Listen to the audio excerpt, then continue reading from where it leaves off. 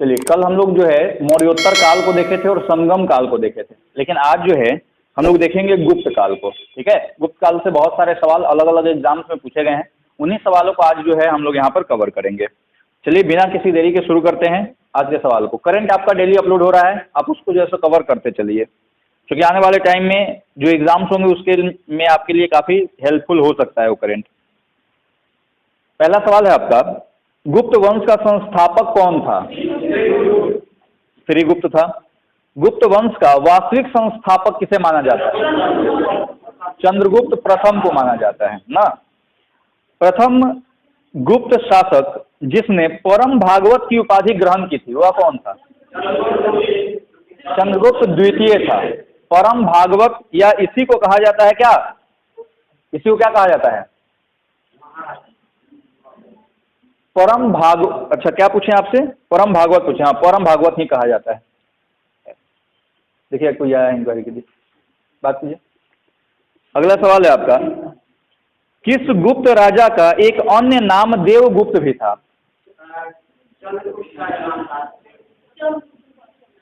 चंद्रगुप्त द्वितीय को ही हम लोग जो है सो देवगुप्त भी कहते हैं। रजत सिक्के जारी करने वाला प्रथम गुप्त शासक कौन था?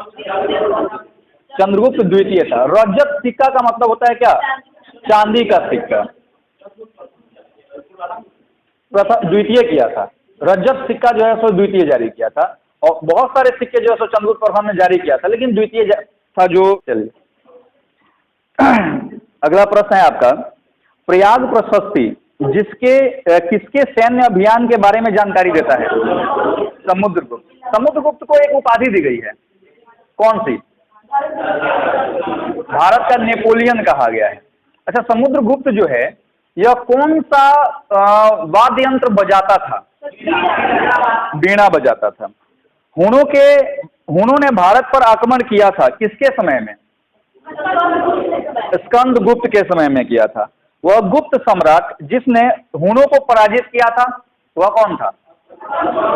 सिंपल सी बात है कि जिसके समय में आक्रमण होगा वहीं हराएगा, तो स्कंदगुप्त इसके जो है सो हराने वाले थे। अच्छा, स्कंदगुप्त जो है ये किसका संतान था? कुमारगुप्त का संतान था। ठीक है, कुमारगुप्त का उत्तराधिकारी स्कंदगुप्त बना था। किस अभिलेख से ज्ञात होता है कि स्कंदगुप्त ने हुनों को पराजित किया था? भीतरी अभिलेख से पता चलता है ये जानकारी। गुप्त काल में गुजरात, बंगाल, दक्कन एवं तमिल राष्ट्र में स्थित केंद्र किससे संबंधित थे? गुप्त काल में गुजरात, बंगाल, दक्कन एवं तमिल राष्ट्र में स्थित केंद्र किस चीज से संबंधित थे? किसके व्यापार से? किस चीज का उत्पादन होता था? गुजरात बड़ा फेमस है, कपास यानी वस्त्र उद्योग से। उस समय भी वस्त्र उद्योग, आज के टाइम में भी सूती कपड़ा जो है सो सबसे ज्यादा उत्पादित करने वाला क्षेत्र जो है आपका सूरत है। कहाँ पे पड़ता है? गुजरात में पड़ता है। भारत का नेपोलियन चंद्रगुप्त द्वितीय के 9 रत्नों में कौन फलित ज्योतिष से संबंधित था? ज्योतिष शास्त्र कौन जानता था? बहुत सारे लोग थे उसमें। छपणक जो है वो ज्योतिष शास्त्र जानता था। अगर हम इसके 9 रत्नों की बात करें तो मैं नाम बता रहा हूं, ध्यान से सुनिएगा। चंद्रगुप्त द्वितीय, जिसको हम लोग चंद्रगुप्त विक्रमादित्य भी कहते हैं, इसके समय में 9 विद्वानों की एक मंडली रहा करती थी। इसने अपनी 2 राजधानियां बना रखा था, एक उज्जैन में और दूसरी राजधानी इसकी कहाँ थी? पाटलिपुत्रा में थी। इसने जो है इसके जो 9 रत्न थे, 9 विद्वानों की एक मंडली जो थी वह उज्जैन में रहा करती थी। वो 9 विद्वान कौन कौन है इसको सुनिए। कालिदास जो एक कवि थे, लेखक थे। धन्वंतरी यह चिकित्सा शास्त्री थे, ठीक है, यानी डॉक्टर थे उस समय के। जो राजशाही डॉक्टर होते हैं उनको इंग्लिश में रॉयल डॉक्टर कहा जाता है। वराह मिहिर ये खगोल वैज्ञानिक थे। अमर सिंह यह आपको डिक्शनरी निर्माता थे उस समय के। डिक्शनरी निर्माता का मतलब इंग्लिश में नहीं, संस्कृत के शब्दों का सही उच्चारण बताने वाले। शंकु ये वास्तुकार थे, भवन निर्माण कार्य में इनका बड़ा योगदान रहता था। छपणक अभी आपने देखा ज्योतिष शास्त्र को ये जानते थे। वररुचि व्याकरणज्ञ थे, यानी कि व्याकरण के अच्छे ज्ञाता थे ये। बेताल भट्ट जादूगर थे, और आपको घटकरपर ये कूटनीति शास्त्र के बहुत बड़े ज्ञाता थे, अपने मोदी जी की तरह। ठीक है। गुप्त किसके सामंत थे? कुषाणों के। गुप्त शासन के दौरान ऐसा व्यक्ति कौन था जो एक महान खगोलज्ञ और गणितज्ञ था? आर्यभट्ट था, खगोलज्ञ और गणितज्ञ। जीरो का खोज आर्यभट्ट ने ही किया था। और सबसे बड़ी बात, सबसे अच्छी बात कि आर्यभट्ट जो है उनका संबंध अपने बिहार से रहा है। ठीक है। गुप्त शासकों का दरबारी भाषा कौन सा था? संस्कृत जो था इनका दरबारी भाषा था। इतिहासकार वीए स्मिथ ने किसकी विजयों से प्रभावित होकर उसे भारत का नेपोलियन कहा है? समुद्रगुप्त को। किसने कहा है? वीए स्मिथ ने कहा है। गुप्त वंश का वह राजा कौन था जिसने हूणों को भारत पर आक्रमण करने से रोका? स्कंदगुप्त था। गुप्त राजवंश किस लिए प्रसिद्ध था? गुप्त राजवंश कला एवं साहित्य। कला में क्या? तो स्थापत्य कला। गुप्त काल एक ऐसा काल रहा है जिस समय भवन निर्माण की 3 अलग अलग शैली आपको देखने को मिलती है। नागर शैली, बेसर शैली और द्रविड़ शैली। जो उत्तर भारत के भवन थे वो सभी नागर शैली में थे, जो मध्य भारत के भवन थे वो सभी बेसर शैली में थे, और दक्षिण भारत के द्रविड़ शैली में। अब सवाल उठता है कैसे याद रहेगा? तो 10 से दक्षिण, 10 से द्रविड़, ये तो याद हो जाएगा।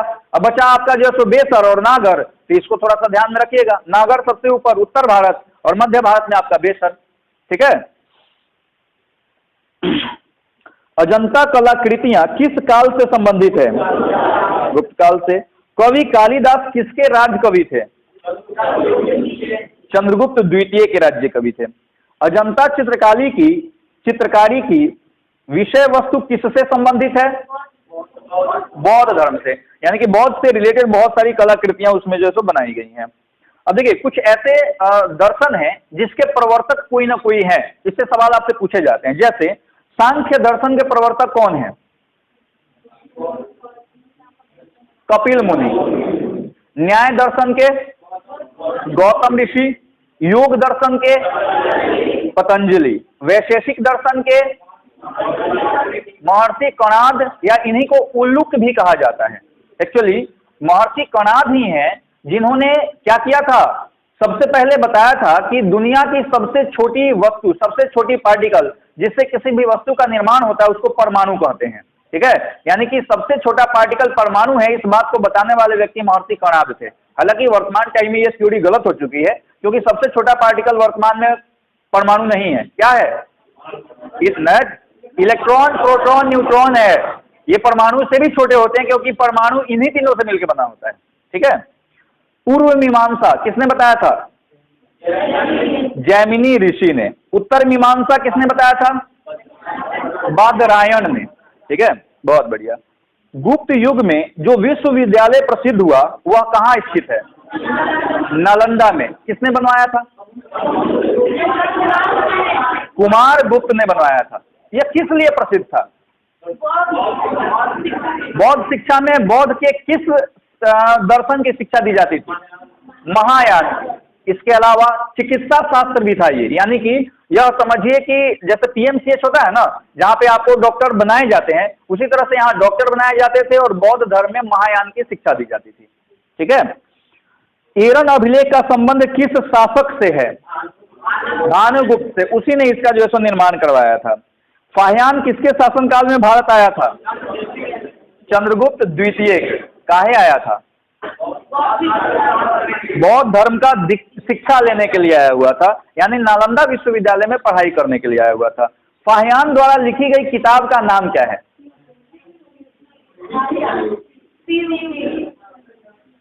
सीकोकू नहीं, वो ये आपको सीयू की तो वेन सांगन है, मैं फाहियान का पूछ रहा हूँ। फू की। फा से फाहियान, फा से फू, फू से फा से फूफा भी होता है, लेकिन यहाँ पे फूको की आपको बताना है। ठीक है। भारतीय इतिहास का स्वर्ण युग किस काल को कहते हैं? गुप्त काल को। ठीक है। स्वर्ण युग का मतलब हुआ कि किसी क्षेत्र में अगर सबसे ज्यादा विकास हो, जैसे शाहजहां के समय को हम लोग स्थापत्य कला का स्वर्ण युग कहते हैं, क्योंकि उस समय का लाल किला, उस समय का ताजमहल विश्वविख्यात है। विश्व के 8वें आश्चर्यजनक में से 7 आश्चर्यजनक में से एक है ना, तो उसको स्थापत्य कला कहते हैं। लेकिन गुप्त काल में अजंता जो है यह आपको स्थापत्य कला से भी रिलेटेड है। कालिदास जिन्होंने बहुत सारा बुक वगैरह लिखा संस्कृत में, आज उनके एक एक श्लोक दोहों पर पीएचडी हो जाती है। तो ये आपको साहित्य का भी स्वर्ण युग हो गया। इसी के कारण गुप्त काल को केवल किसी एक का स्वर्ण युग नहीं कहते, इधर स्वर्ण युग कहा जाता है। ना तो साहित्य का कहते हैं, ना तो स्थापत्य कला का, क्योंकि साहित्य का भी विकास हुआ था और स्थापत्य कला का भी विकास हुआ था, इसलिए इस समय को स्वर्ण युग कहते हैं। ठीक है, अगर साहित्य का स्वर्ण युग केवल पूछ दे तो अकबर हो जाएगा, स्थापत्य कला का पूछ दे तो शाहजहां हो जाएगा, चित्रकला का पूछ दे तो जहांगीर हो जाएगा। लेकिन सीधा सीधा आपसे पूछा जा रहा है कि स्वर्ण युग किसको कहते हैं, तो गुप्त काल का समय। ठीक है, क्योंकि तीनों विकास गुप्त काल में हुआ था। अगला, पृथ्व्या प्रथम वीर उपाधि थी किसकी? समुद्रगुप्त की उपाधि थी। फाह्यान कहाँ का निवासी था? चीन का। इलाहाबाद का अशोक स्तंभ किसके शासन के बारे में सूचना प्रदान करता है? इलाहाबाद समुद्रगुप्त के बारे में जानकारी प्रदान करता है। इलाहाबाद स्तंभ लेख को ही हम लोग प्रयाग प्रशस्ति के नाम से भी जानते हैं। सेतु बंध का रचनाकार प्रवर सेन द्वितीय किस वंश का शासक था? प्रवर सेन तो आपने उसमें वकाटक, हाँ, वकाटक वंश का शासक था। किस गुप्तकालीन शासक को कविराज कहा जाता है? समुद्रगुप्त को कहा जाता है। समुद्रगुप्त को किस स्तंभ लेख में सक्रोपम कहा गया है? कोहोम स्तंभ लेख में कहा गया है। गुप्तकालीन शासन प्रणाली किस प्रकार की थी? राजतंत्रात्मक थी, यानी कि राजा का लड़का राजा बनता था, लोकतंत्र नहीं था। धनवंतरी कौन थे? अभी पीछे आपको बताए हैं, राजवैद्य थे। किसके समय के? चंद्रगुप्त द्वितीय के समय के। गुप्त स्थापत्य कला का सर्वोत्तम मंदिर कौन सा है? दशावतार मंदिर, देवगढ़ का दशावतार मंदिर। अजंता की गुफाओं में किन गुफाओं का निर्माण गुप्त काल के समय में हुआ था? अजंता में 30 गुफा है, इसमें से किस गुफा का निर्माण? 16, 17 और 19, इस तीनों का निर्माण गुप्त काल में हुआ है। अमरकोश के लेखक अमर सिंह किस शासक के दरबार में रहते थे? चंद्रगुप्त द्वितीय के दरबार में। किस राजवंश ने वैष्णव धर्म को संरक्षण प्रदान किया था? राजवंश पूछा जा रहा है, वंश पूछा जा रहा है। गुप्त वंश में वैष्णव धर्म, यानी कि भगवान विष्णु और उनके विभिन्न अवतारों की पूजा शुरू होती है, भगवान शिव की पूजा शुरू होती है, भगवान शिव के अर्धनारीश्वर की पूजा शुरू होती है, ब्रह्मा विष्णु महेश त्रिदेव के रूप में त्रिमूर्ति पूजा जो है वह गुप्त काल में ही शुरू होता है। ठीक है, गुप्त संवत को प्रारंभ करने का श्रेय किसे दिया जाता है? चंद्रगुप्त प्रथम को। चंद्रगुप्त प्रथम ने गुप्त संवत का प्रारंभ किस उपलक्ष्य में किया था? अपने राज्यरोहण, राजा बनने के उपलक्ष्य में जो शुरू किया था, विजय के उपलक्ष्य में नहीं, क्योंकि 320 ईस्वी में या 319-20 इसमें कंफ्यूजन रहती है। 19-20 में राजा बना था, 19-20 में ही विक्रम संवत, गुप्त संवत की शुरुआत हुई थी।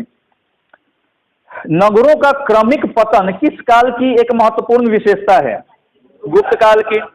किस वंश के शासकों ने मंदिरों एवं ब्राह्मणों को सबसे अधिक ग्राम अनुदान में दिए थे? गुप्त वंश। लेकिन शुरुआत किसने किया था? सातवाहनों ने। शुरुआत ब्राह्मणों को भूमि अनुदान देने की शुरुआत सातवाहनों ने किया, लेकिन इसको सबसे ज्यादा प्रमोट करने वाला जो वंश था या सबसे ज्यादा देने वाला वंश था वो गुप्त वंश था। कुतुब मीनार की नींव किसने डाली थी? कुतुबुद्दीन ऐबक। बताइए इसमें कहां से घुस आई? कालिदास द्वारा रचित मालविकाग्नि मित्रम नाटक का नायक कौन था?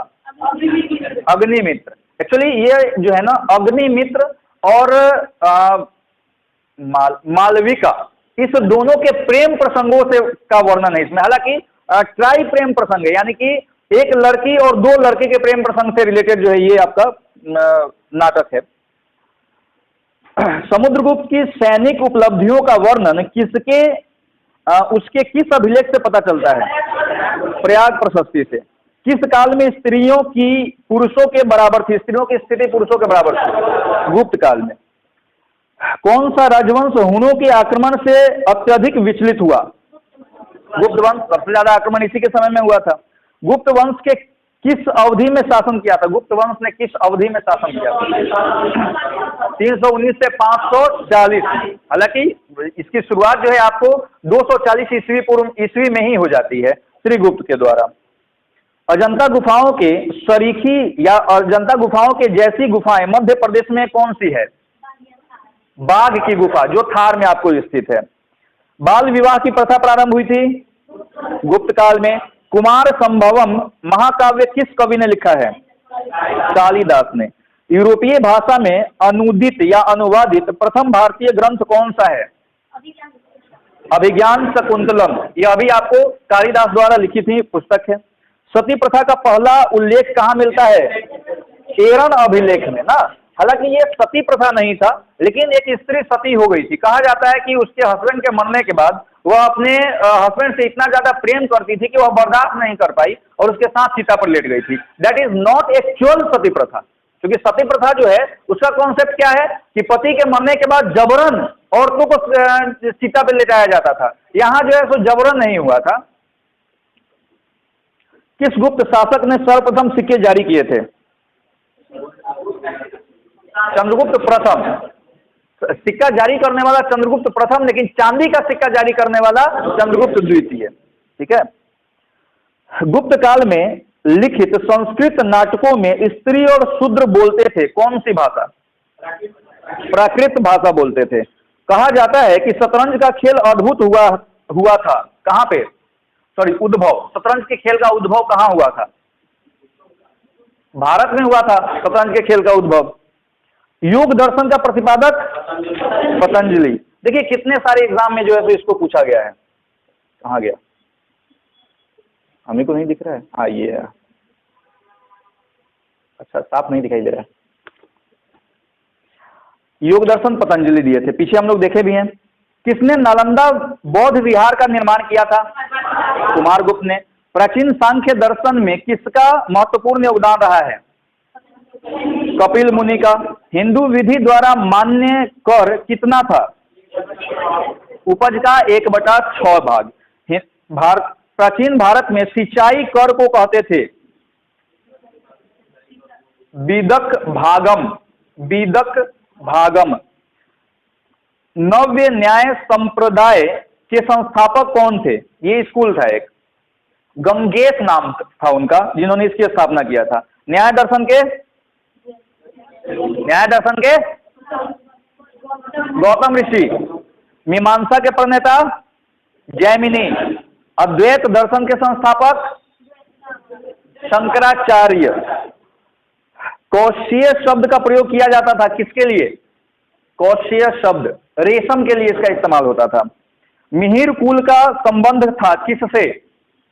मिहिर कुल, हाँ, हुमड़ों का राजा था मिहिर कुल। गुप्त काल में उत्तर भारतीय व्यापार किस पतन से संचालित होता था? ताम्रलिप्ति। ठीक है, ताम्रलिप्ति बंदरगाह था जहां से व्यापार होता था। किस गुप्त शासक को नालंदा विश्वविद्यालय का संस्थापक माना जाता है? कुमारगुप्त को। वह प्रथम भारतीय विद्वान कौन था जिसने गणित को एक पृथक विषय के रूप में स्थापित किया? आर्यभट्ट थे। तांबे का सिक्का जारी करने वाला पहला गुप्त शासक रामगुप्त था। रामगुप्त। ये रामगुप्त कब आता है? इसकी चर्चा ही नहीं हो पाती थी। रामगुप्त जो है ना चंद्रगुप्त द्वितीय के पहले, ठीक है, रामगुप्त आता है। एक्चुअली रामगुप्त जो है इसके समय में हुणों का आक्रमण भारत पर हुआ, शकों का आक्रमण, और रामगुप्त से बोला गया कि आप अपनी पत्नी को हमको दे दो तो हम आक्रमण आप पे नहीं करेंगे। और रामगुप्त तैयार हो गया था, जिसके कारण चंद्रगुप्त द्वितीय जो है सो रामगुप्त को मारा और उसकी पत्नी से खुद शादी किया कि घर की इज्जत घर में रहेगा, और जो है सो शकों को पराजित किया था। कालिदास की किस कृति की गिनती विश्व की 100 प्रसिद्ध साहित्य कृतियों में होती है? अभिज्ञान शकुंतलम की। वर्तमान गणित में दशमलव प्रणाली के आविष्कारक का श्रेय किसे दिया जाता है? किस युग को दिया जाता है? गुप्त काल को। गुप्त काल के सर्वाधिक लोकप्रिय देवता विष्णु भगवान थे। गुप्तकालीन रजत मुद्राओं का नाम क्या था? रूपक नाम था। ओके, चलिए, गुप्त काल से रिलेटेड बहुत सारे सवाल हुए। निम्नलिखित शासकों में से किस एक ने 4 अश्वमेध का संपादन किया था? यानी कि 4 गो अश्वमेध यज्ञ किसने किया था? प्रवर सेन ने किया था। ठीक है, ये गुप्तोत्तर काल की कहानी हो गई। चलिए, ये आपका जो है गुप्तोत्तर काल को फिर हम लोग कल के क्लास में, अगले क्लास में पढ़ेंगे। कल हालांकि आप लोग अब जनरल वाले नहीं रुक पाएंगे क्योंकि 9 बजे से बीपीएससी का बैच कल से शुरू हो जाएगा। ठीक है, चलिए मिलते हैं हम लोग फिर। एक नया एपिसोड में अगले क्लास में। तब तक स्वस्थ रहिए, मस्त रहिए, पढ़ाई में व्यस्त रहिए। धन्यवाद।